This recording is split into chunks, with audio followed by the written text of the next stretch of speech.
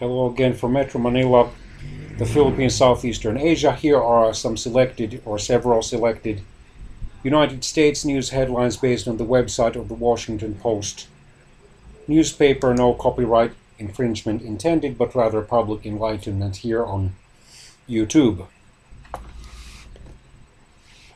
The Republicans worry about Senate as candidates struggle and Trump's support tumbles. Senate Majority Leader Mitch McConnell said, "I hope when the smoke clears we'll still have a majority, as the party finds itself worrying over races in Texas, Indiana, and West Virginia."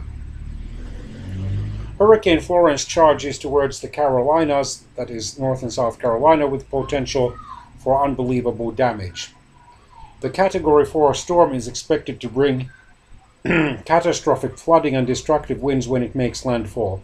Florence could linger for several days after landfall, unloading 15 to 25 inches of rain and isolated amounts of up to 40 inches, the National Hurricane Center warned.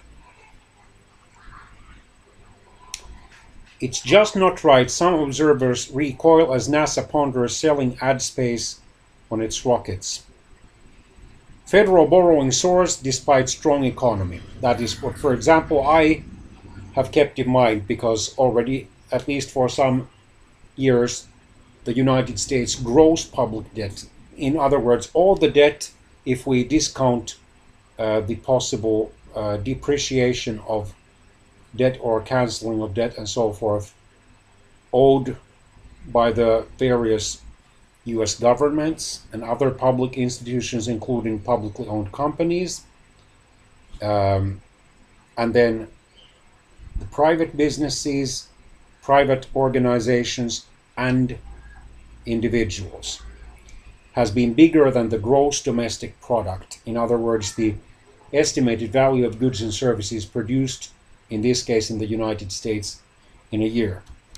According to the Congressional Budget Office, the United States government spent $895 billion more than it brought in during the past 11 months.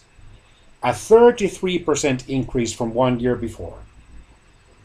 And lawmakers from both parties, meaning Republicans and Democrats, are proposing ideas that would make the deficit swell even further, rather than proposing ideas on how to cut the deficit.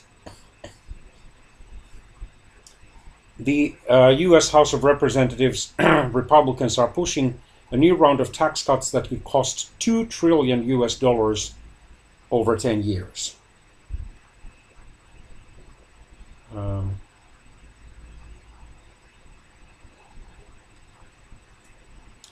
Fact checker analysis: Anatomy of a Trump rally. 68% of claims are false, misleading, or lacking evidence. For a second time, we checked the accuracy of every factual claim made by US President Donald Trump at one of his rallies. It's a long list and not very pretty.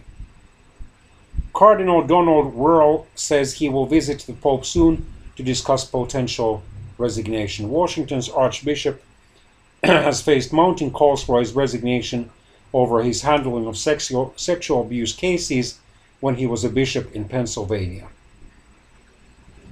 "You've set back the Jewish contribution."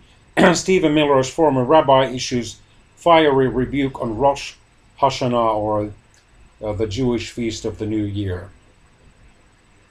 A light waiting ahead. Students displaced by Hurricane Harvey return to their schools, if not homes.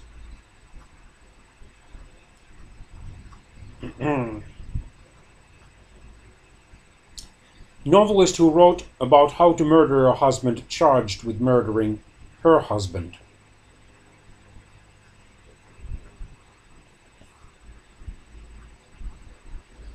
New Hampshire voters pick House candidates poised to make history, no matter who wins.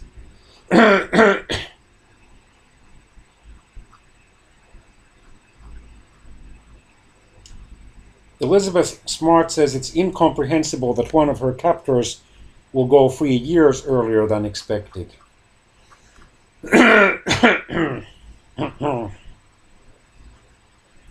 Tennis umpires reportedly considering boycott of Serena Williams matches She had an angry outburst last week, and she ended up losing that game to her young challenger, apparently of Japanese origin, in the US Open tennis tournament.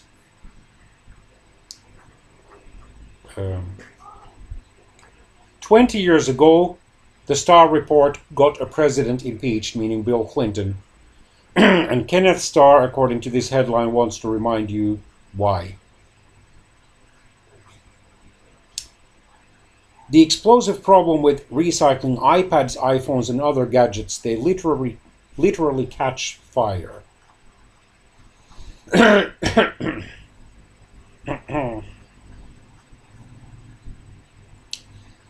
And then obituaries. Adam Clymer, veteran New York Times political editor, reporter and editor, dies at 81. Dario Pegoretti, builder of bicycle masterpieces, dies at 62.